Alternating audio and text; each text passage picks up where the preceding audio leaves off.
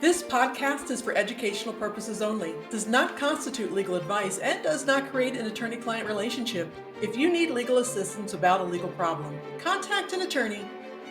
Welcome back to Know Your Regulator, the podcast that inspires you to engage. I am your host, Simone Murphy, and today we're diving into a topic that affects every healthcare professional, whether you are newly licensed or you've been practicing for decades. We're talking about the value of having the right legal support, specifically how crucial it is to find attorneys who understand the regulatory world that healthcare professionals live in. Joining me is someone who embodies that dual expertise, Dr. Brian Russell, a licensed psychologist and a practicing attorney with a deep understanding of the pressures and the pitfalls that license holders face. Brian, thank you for being here today. Thank you for having me. It's a pleasure. So let's start with setting the scene for our viewers. Can you talk about what makes holding a professional license different from working in other types of careers? Yeah, being a member of a regulated profession has its pros and its cons. I mean, when you have to get a license to do what you do, it does create the barriers to entry for other people to, not just anyone can then come into the field. However, it does add a layer of complexity to doing the work. It adds a layer of oversight that you have to be conscious of all the time, how what you're doing might be interpreted by the regulatory board that oversees your profession, where other professions, painters, house painters don't have that, don't have to Right. worry about getting a license to do it, and unless maybe they just need a general business license or something in the state. But generally, that would be an example of a profession where, they could do a good job or not so good of a job, and that's just going to affect how many people want to use them in the future, maybe, and what kind of reviews they might get on Google. But there's not going to be this risk that a bunch of other painters who have gotten on a painting licensing board are going to say, you didn't measure up to the regulations governing the painting profession in our state, and so we're going to take away your ability to keep painting. And so it does create a layer of concern that a licensed professional has to have really at all times when they're practicing their professions.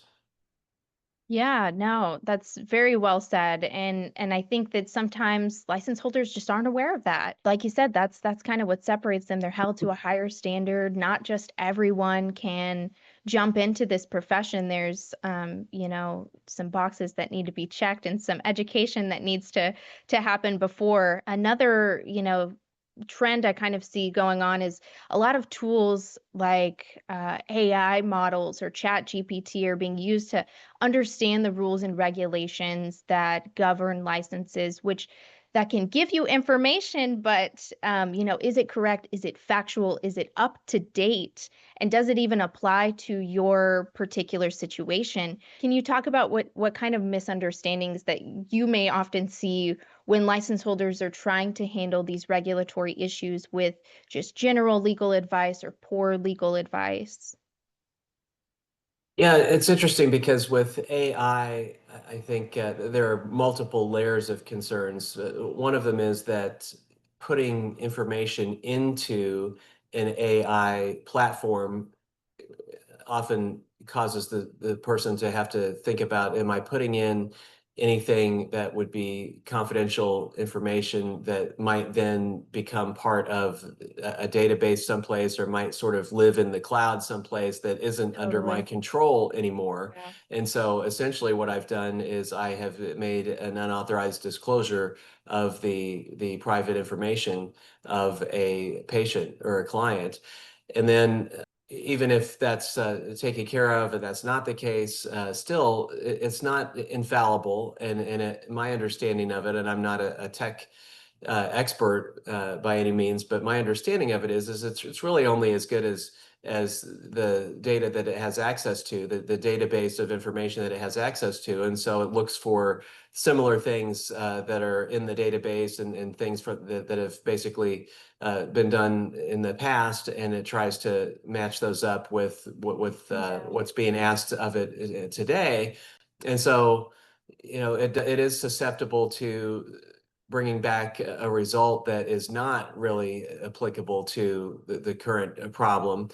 So for example, my understanding is that if you needed to find the length of the hypotenuse of a right triangle, and you asked AI to do that, and you gave the AI the lengths of the two perpendicular sides, it would look for, the ways in which people have solved that problem in the past, and it would find the Pythagorean theorem, and it would put in the lengths of the two perpendicular sides as a squared and b squared, and then it would come up with the c squared, the hypotenuse. But if it didn't have access to the Pythagorean theorem, if it couldn't find that anywhere for some reason, it wouldn't be able to derive the Pythagorean theorem Yeah, the way that Pythagoras did thousands of years ago, and then come up with the solution to the problem. And so who knows what answer it might give in that right. case. And so you still have to look at anything that it might spit back at you, and really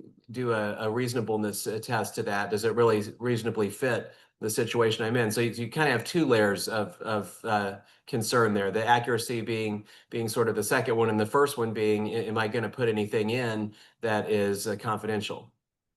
Yeah, no, I think it's just it's kind of blowing up right now, being very widely used. And I wanted to touch on that because so often we see a lot of, you know, potential new clients or, just people with general legal issues who have said, "Hey, I've gone on Chat GPT and this is what it gave me." And oftentimes it's not correct. Oftentimes it either doesn't apply to the situation or it's just not true because ChatGPT doesn't have the access that, lawyers do. And to that point, you are a defense attorney for psychologists when their license are at risk, and this is what you're doing day in and day out. What are the common scenarios that you're seeing where professionals either didn't seek legal help or they didn't have the right kind for them? Well, typically when somebody gets a licensing board complaint made against them, they get a letter from the licensing board that says, you've had a complaint made against you, and we need you to respond to this complaint in writing and explain to us what you did and why and so forth and so on in the next how many days, and there's a deadline. And there are a lot of people who look at that almost as something that they could probably handle themselves. They're just asking for a response, and especially if they don't think they did anything wrong and they think they could explain it, that they think, well, I'll just do that. And sometimes they're kind of as understandably upset that somebody would have complained about something they did when they were just trying to do their best good job that they could, and so they kind of want to get going on getting an explanation in writing and getting it sent back. And sometimes they even make the mistake of thinking that the licensing board is some kind of like professional association, like the APA or something, that is sort of more existing, for the promotion of the profession and the members Right. and so forth and so on, when the licensing board is really more analogous to a law enforcement agency. I mean, they're really not there looking out for you, the licensee. They're looking out for the public, and their charge is to make sure that the professionals who are going around with the license, whatever it is, in this case, licensed psychology license, are practicing within the confines of the regulations in that state that govern the practice of psychology, so that they're not looking out for the licensee, that they're looking for reasons to sanction the licensee, to punish the licensee, or to take the license even if it's severe enough. And so it's really not a good idea, in my opinion, for really anyone to be doing those responses to those letters themselves. That they really need to, as soon as they become aware that there's a complaint, to contact their insurance company if they've got one, and they can read their policy and see exactly what the requirements are as far as if they need to contact them and how many days they have and so forth and so on. But then get an attorney on board who is well versed in both the law and the subject matter of their profession, and have that person then handle the dealings from then on with the licensing board about that matter. Yeah, no, I think you are spot on. when you first receive that letter, it may not seem it can be intimidating, but it may not seem as serious as, getting a notice that you've got a hearing scheduled or that you're summoned to court at this date, but it is just as serious. It's still with your board. Your board is governing your license. They're asking you questions about your records, things like that.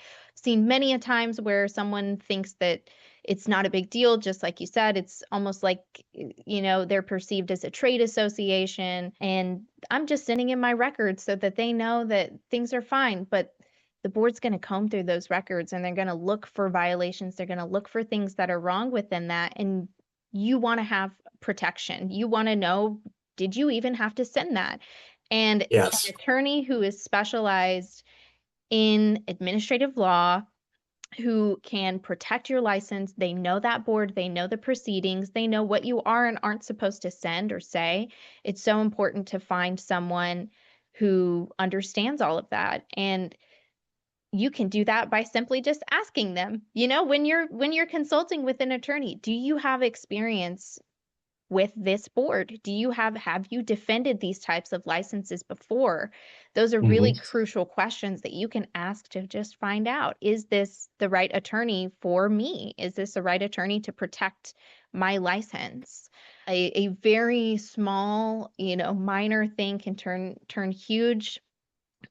I have personally seen here at the firm, we've had someone come in after they hired an attorney that was not specialized in defending professional licenses, and they had a separate case that attorney was handling, so it probably seemed easier that they just, hey, can you handle this one too? They were given poor advice. They were told that the outcome of one case wouldn't affect their professional license, and when they went to go and renew, lo and behold, they were denied. And they had to come to us. We kind of had to unravel things, but if they had not received poor advice in the first place, they may have been able to get ahead of that, or just known the odds of being able to be granted that license and continue working in that field. On the other side of that coin, as an attorney, and I'm not an attorney, but as an attorney, when you take on a case that you know that you don't have the legal knowledge or, just understanding of that type of law, you are opening yourself up to a complaint. You're opening yourself up to be reported to the board. And I mean, it can get really complicated. It's just not a situation where you, as a license holder, or you, as an attorney, practicing attorney, want to find yourself in. So it is crucial that you find someone who does specialize and they know what to expect and what they need to defend against. Right. That's right.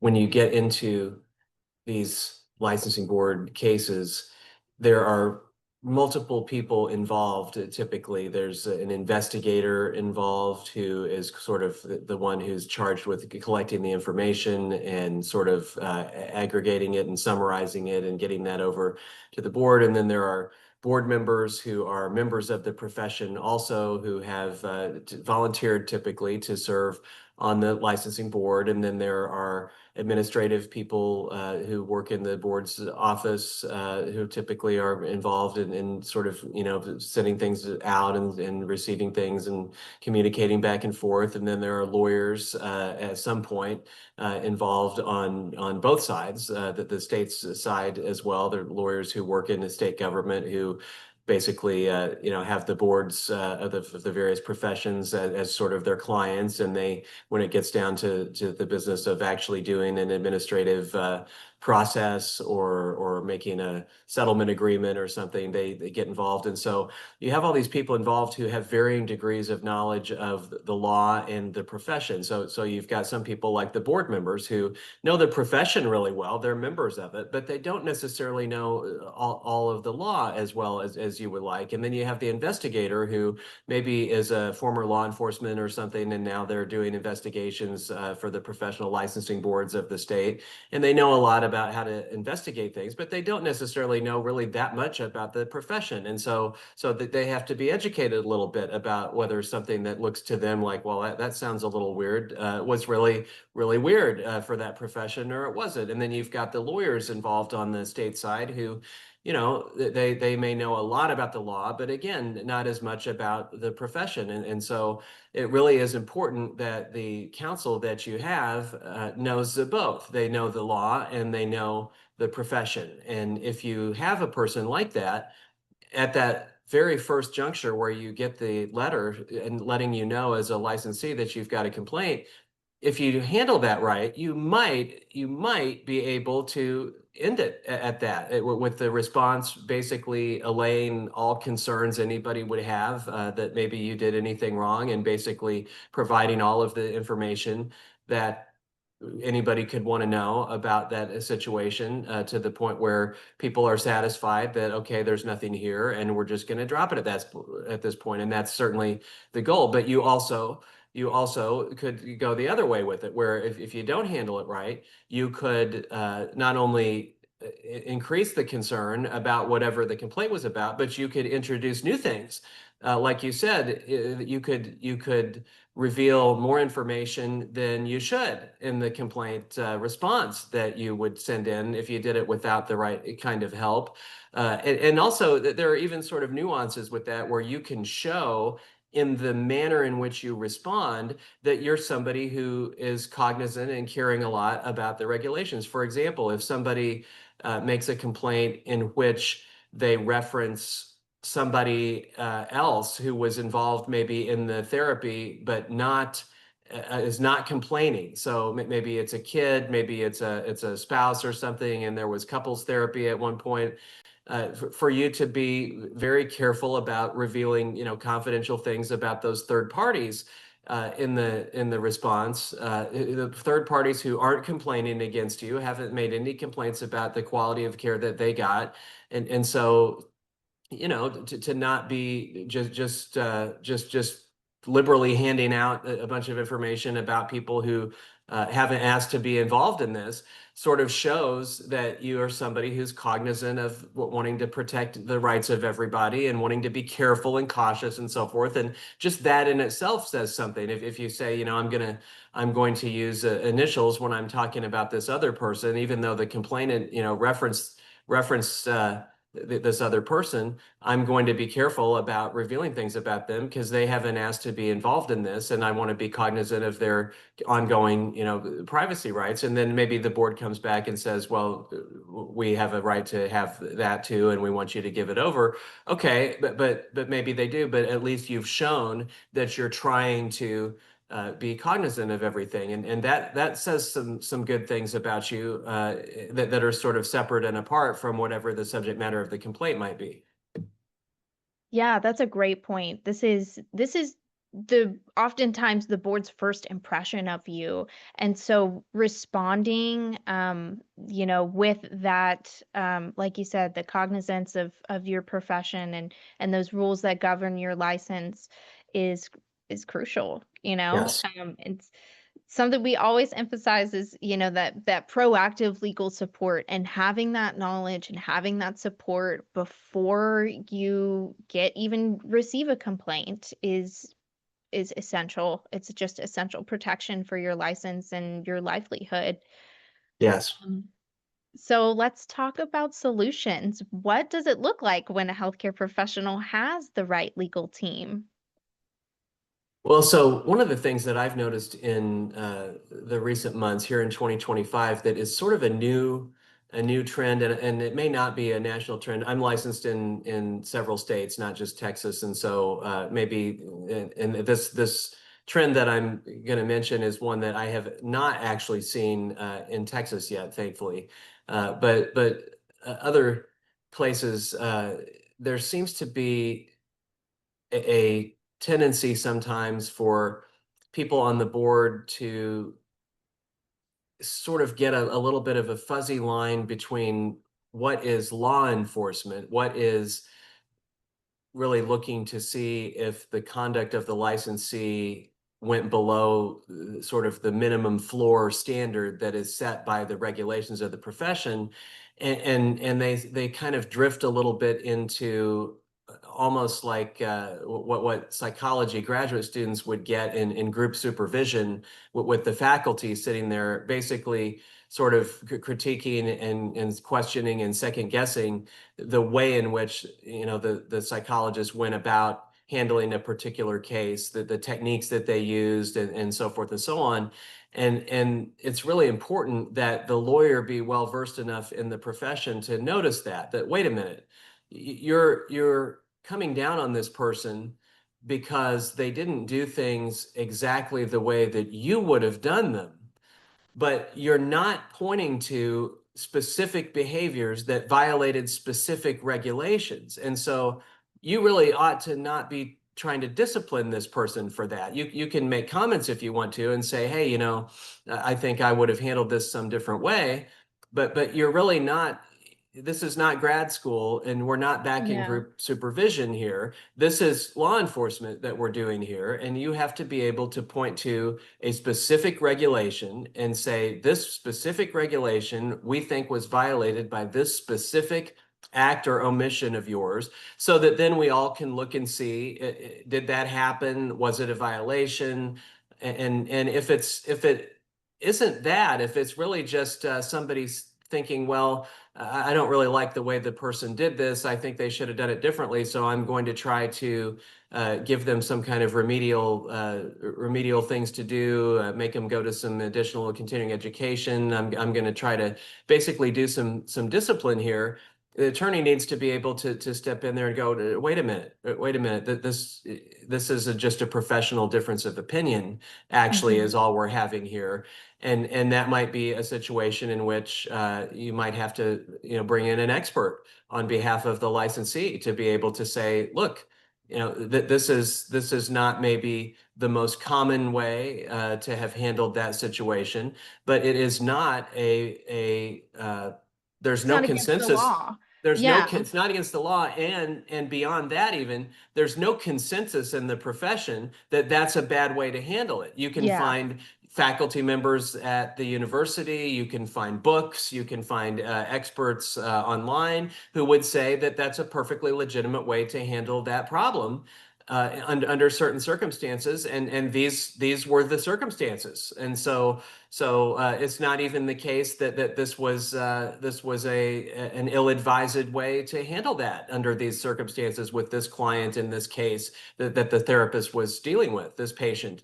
And so it's something that if you have an attorney who maybe knows the administrative law process but doesn't really know all that much about the profession, might not necessarily pick up on that as quickly as somebody who does have both. Yeah, no, totally. It's really not just about understanding the law too. It's about understanding, like you said, the profession, the high stakes, the emotional, surge of everything that's going on in the regulatory setting.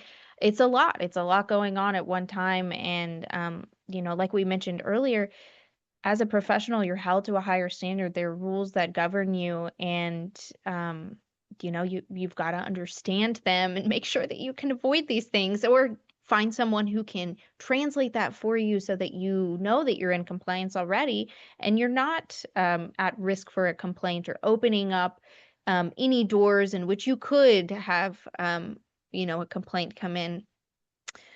So, what advice would you have for healthcare professionals who are listening in today who either may be facing a complaint or they want to stay proactive and avoid receiving a complaint? Well, I think as a member of a licensed profession, for better or for worse, you have to have in your mind all the time the fact that there's a licensing board out there who oversees your profession and could at any time find themselves asked to look at what you've done and see if they feel comfortable with it. And so I think having that in the back of your mind all the time is a good idea when you're doing your practice, when you're doing your paperwork, you're doing your notes, to really be cognizant of the regulations in your jurisdiction, and really think about what if this note that I'm writing on this client, even though I'm in a hurry and it's Friday afternoon and I like to get on about my weekend, but what if the licensing board looked at this? Would it have all the elements it's supposed to have? Would they clearly be able to see when it was and who it was and how long it was and what the diagnosis was and what we did? And would somebody who was coming behind me looking at that without me there be able to know all of the things that they're supposed to be able to know from my documentation? So there's that. Then I think not scrimping on insurance is important. There are some people who think, I don't really uh, know anybody who's had a licensing board complaint recently, and I haven't had one in my career. And so, I'm renewing my insurance here, and it's giving me different options of different amounts that I could buy in terms of legal fee reimbursement if I get a licensing board complaint, and maybe it starts at 25,000 and it goes to 50 and something above that maybe. And I think I'm going to go with the lowest, because I just think that that's plenty, and I just don't think I'm going to need it anyway. The difference sometimes in those premiums is really very low. It's a tiny amount. And so I would encourage people to really think about that, and maybe think about erring on the side of having more than less licensing board defense coverage. And they can talk with their insurer about that, and they can talk with their colleagues if they want to, and see. But I think not scrimping on it, and certainly not going without it, is a smart idea. And then once they do have reason to believe that there might be a complaint, really looking at that insurance policy and seeing what their duties are to let the insurance company know about that, to make sure that they don't give the insurance company a reason to not give the coverage because, well, you didn't let us know in the time that you were supposed to, so now we don't have to cover that. You don't want that situation. And some of the really reputable insurance companies, they actually have lawyers on staff who Mhm. will help an insured to figure out, okay, how serious is this? And sometimes those folks know attorneys in the jurisdiction who have done well for their insureds in the past, and Yeah. they can make recommendations. And sometimes the insurance policies require that, but a lot of them at least offer to give you if it requires it or not. They are willing to give you recommendations of folks, and that can be good. And then to get somebody on the phone with you ASAP, an attorney that is highly recommended as being somebody that knows both your profession and the law. Because I've had people, who get those letters from the board saying you've got a complaint against you and we need a response in 30 days. And they just sort of put their head in the sand. They're scared, understandably. It's their profession, it's their livelihood on the line. And instead of doing the thing that you would think, which would be to jump on it immediately, they just sort of go into denial mode about it. And then they Yeah. finally get on the phone with me when there are, 7 days left before the deadline. And there's just not any way that I can do in a week, typically, because I've got other cases and other things going on, the kind of a response that I would be proud of. And so Yeah. I have to say to those people, look, I would love to represent you, but I can't agree to that right now until we see if we could get an extension. And it's, whether I represent you or not is going to have to be contingent on that. We're going to need another 30 days or 60 days or whatever, I think, depending on how complex the case is. And I think, gosh, if you just would, especially if it's a simple one, relatively simple one, I think, gosh, if you just would have contacted me the day you got that letter or the Right. very next day, we probably could have gotten the response in on the original deadline or before. And then you would be out of this, a month or months sooner on the other end of the process, which can drag on for a while because the boards get backed up and so forth. And, Mhm. and especially if it's not that serious, sometimes it gets sort of backburnered because they have more serious ones. And so getting on things early, getting on things sooner rather than later would be sort of my last piece of advice. Yeah, no, really great points you made there. Absolutely explore what your professional liability insurance, because you should have it, you should be getting it. Explore your, exactly what your policy covers. And I love that you mentioned those in-house attorneys, because a lot of the insurance companies do have those in-house attorneys who can at least assist you in the beginning It's a great place to start when you're looking for tools. And then, yes, it is so crucial to find an attorney before any of this happens. If you can find an attorney who can do compliance consulting, legal auditing, hey, does everything look good? Am I at risk for a complaint? Is the way that I'm doing my client contracts in compliance with the board? Mhm.